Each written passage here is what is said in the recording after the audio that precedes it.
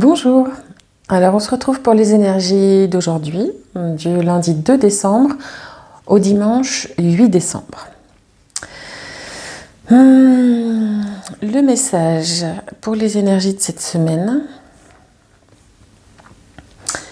c'est de ne pas vous laisser déstabiliser par la tempête, que vous allez sans doute observer pour vous, pour votre entourage, pour cette vie dans laquelle vous êtes baigné, dans votre quotidien. Alors des choses déstabilisantes pour votre entourage, des gens qui vont tomber malades, des gens qui vont vous rapporter des choses, des gens qui vont avoir besoin de se déverser auprès de vous parce que la période est difficile, un événement à vivre. Voilà, des maladies, des remises en question, des questionnements sur le couple, des disputes, voilà, ça. Vous aurez ce genre de contact qui va faire écho en vous, vous renvoyer à ce que vous vivez ou ce que vous avez peur de vivre, ou bref, il faudra que vous entendiez ces événements-là comme des leçons pour vous, comme des enseignements, comme des manières plutôt de vous repositionner vous et de regarder votre vie et vos inquiétudes et vos petits soucis que peut-être certaines choses que vous avez préféré mettre sous le tapis et vous savez que c'est là, mais pas envie d'aller regarder ce qui se passe, pas envie d'aller mettre les mains dans le cambouis. Eh bien, ce qui va vous être rapporté, ce qui va revenir à vos oreilles aura aussi cette fonction en quelque sorte de piqûre de rappel pour vous permettre de faire votre petit bilan personnel. Alors bien sûr, vous aurez aussi des événements peut-être pas sympas à vivre non plus, infimes soient-ils. Prenez la situation où, voilà, ça, je veux dire n'importe quoi, un retard, vous arrivez en retard au boulot à cause du train, ou de votre bus, ou voilà, dans quel sentiment ça vous met, dans quelle position ça vous met, qu'est-ce que ça vous met comme sensation, comme émotion à l'intérieur, le fait d'arriver en retard, je sais pas, c'est un exemple peut-être pas très bien choisi, mais prenez chaque petite épreuves, petits tracas, petits aléas de votre vie et regardez-les aussi sous ce prisme-là. Alors, c'est quelque chose que je prône. Je prône, c'est un peu beaucoup, mais c'est ma manière de percevoir les choses et de la vivre au quotidien.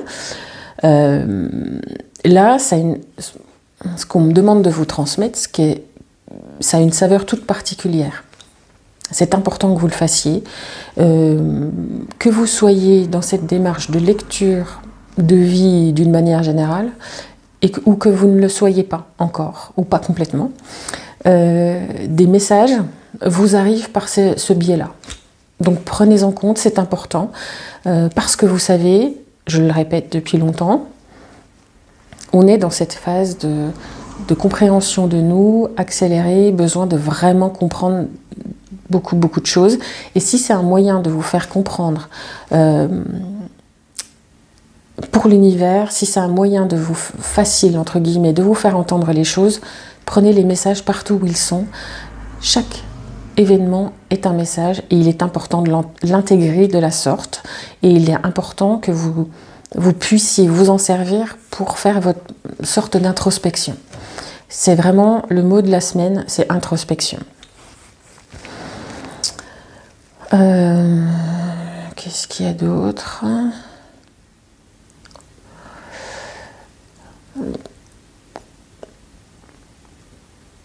Que cette introspection est nourrie beaucoup cette semaine, est proposée et nourrie cette semaine. Il y a des jolies choses qui s'en viennent aussi cette semaine. Des jolies choses qui vont, pour certains, les mettre dans dans l'inconfort parce que oulala, je suis pas capable de ça. Oulala, j'y avais bien pensé, mais en fait, maintenant que ça arrive, je sais pas si je suis capable de le faire. Donc c'est plutôt... il y a aussi des événements sympathiques qui vont mettre dans l'inconfort, mais un inconfort plutôt positif pour vous faire avancer et avec une jolie expérience à la clé. C'est pas que des éléments désagréables, hein. C'est juste l'inconfort que ça va provoquer. Donc cette introspection, elle va être déposée dans la matière, active dans la matière, accentuée dans la matière, aussi pas pour vous enquiquiner, et aussi avec des événements positifs, pas qu'avec des événements moins joyeux, mais parce que certains sont prêts pour une nouvelle vie et ils s'en rendent encore pas compte parce que ils sont dans cette espèce de sas ou de palier à attendre. Oui, je crois que j'ai compris la leçon, je crois que j'ai compris ce que j'ai à faire, mais voilà quoi. On va pas trop provoquer les choses, des fois que ça marche. Et l'univers, il vient faire ça. Alors peut-être à la clé un changement de travail qu'on n'attendait plus, une relation amoureuse, des rencontres qui vont se faire. Je sens des alliés qui arrivent, des alliés dans les vies, des personnes qui sont prêtes à ce changement parce qu'elles ont travaillé sur elles, parce qu'elles ont compris des choses et qu'elles sont prêtes à avancer, mais pas capables encore de le faire seules, entre guillemets, c'est-à-dire sans un accompagnant pour le faire. Et donc, suivant là où vous en êtes et ce que vous avez eu à libérer comme blessure, vous avez des accompagnants qui vont jaillir dans votre vie, qui vont se présenter à vous. Vous allez bien le sentir, vous allez avoir le papillon dans le ventre, le cœur qui pétille ou sensation de trac, mais de joli trac de « qu'est-ce que je fais, j'y vais pas ». Une super proposition de boulot parce que vous avez travaillé pour, vous êtes formé pour et ainsi de suite et que vous n'osez pas y aller. Voilà, genre des rencontres qui vont bien pour vous proposer ce travail. Qu'est-ce qu'il y a d'autre ? Et c'est de la jolie remise en question. C'est plutôt du passage à l'acte suite aux remises en question pour un bel élan, pour s'élancer sur quelque chose d'encore plus grand derrière. Voilà.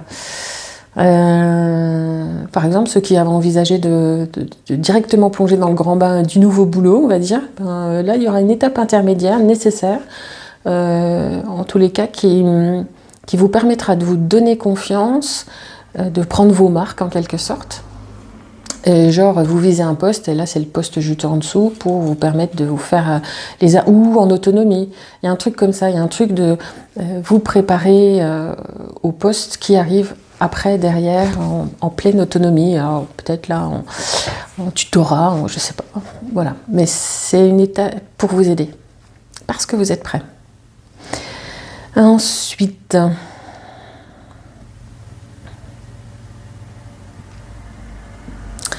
et je sens beaucoup de fatigue alors les besoins d'hibernation qui sont liés à la saison, les besoins de se retrouver avec de la chaleur, je sens des personnes vraiment isolées aussi, et des personnes qui s'isolent parce qu'elles ne trouvent pas les réponses à l'extérieur, leur entourage, famille, pro, amis, tout le monde ne comprend pas vraiment et ces personnes-là qui ne se retrouvent pas dans leur environnement ont besoin de se mettre en retrait, de se mettre en forme d'hibernation, en forme d'introspection un peu plus large, de se ressourcer auprès d'elles, près d'elles-mêmes. Et que c'est un passage obligé, nécessaire, qui n'a pas à en rougir ni en avoir honte, et que c'est même plutôt sain d'être capable de dire écoute, non, là je ne sors pas parce que j'ai besoin de ce moment pour moi. Je ne sais pas pourquoi j'ai ça, mais voilà.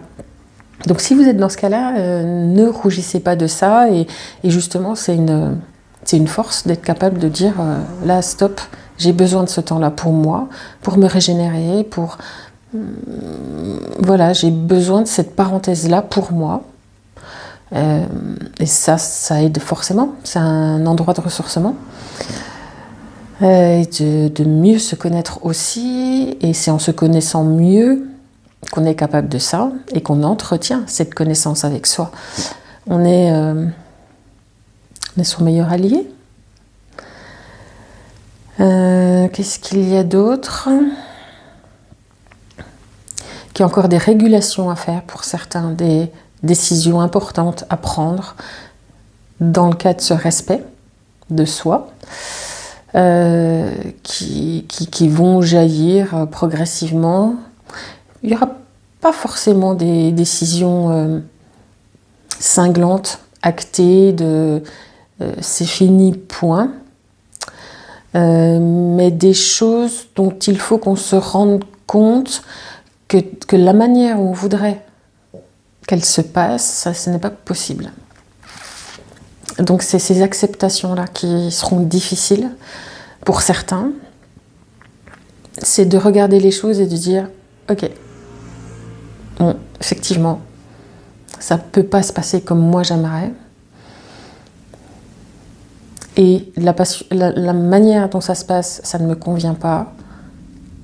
Ok, qu'est-ce que je prends comme décision par rapport à ça ? C'est des positionnements qui vont être nécessaires par rapport à ces grandes décisions, parce que je sens qu'il y a des enjeux importants de moralité qui ne sont pas les mêmes, de mentalité qui ne sont pas les mêmes, de manière de percevoir la vie. Donc, mettre un terme à des relations pro, perso, famille. Mais il y a ce genre d'actes. On ne coupe pas les ponts, mais ok, on est chacun de notre côté de la ligne. C'est comme ça. C'est tout. Et ça, c'est des enjeux importants pour beaucoup de personnes, parce que je le sens vraiment puissant, ce truc de ok, on ne voit pas la vie de la même manière, ok, on se tolère, on s'accepte tel que l'on est, mais on n'est plus en contact, par exemple. Ouais, pas des camps vraiment, mais chacun dans son camp, où ok, on continue la vie, mais en se séparant, en n'étant plus dans le même espace de vie. Qu'est-ce qu'il y a d'autre ? Que l'attention doit être portée tout particulièrement sur la sphère sociale et la sphère amicale, qui ont besoin pour certains d'être nourris différemment. Que le sacrifice, que le don de soi doit aussi faire partie d'un échange, que ça ne doit pas être à sens unique. Parce que se faire respecter, se respecter d'abord, dans qui on est, pour se faire respecter par l'extérieur.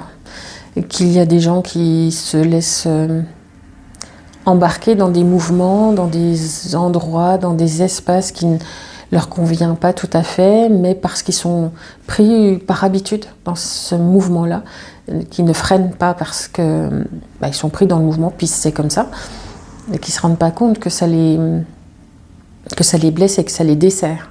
Et ces personnes, retour à l'intérieur, et on regarde ce qui nous plaît, ce qui ne nous plaît pas, et on met des stops. Et ça ne veut pas dire que dire non à quelqu'un, ça ne veut pas dire que cette personne va sortir de votre vie. Ça veut juste dire que vous allez vous écouter et vous respecter. On est toujours sur ce mouvement d'introspection et de valorisation de qui on est profondément à l'intérieur et de ne plus se laisser embarquer dans un mouvement social, sociétal ou autre chose qui n'est pas aligné avec ce qu'on est nous. Se respecter en fait. Et il y a de la douceur, il y a besoin qu'on s'apporte de la douceur, vraiment. Qu'on s'apporte cette authenticité, cette chaleur, ces réconforts qu'on va souvent chercher à l'extérieur, dans des relations sociales, amicales. Se faire aimer, se faire apprécier.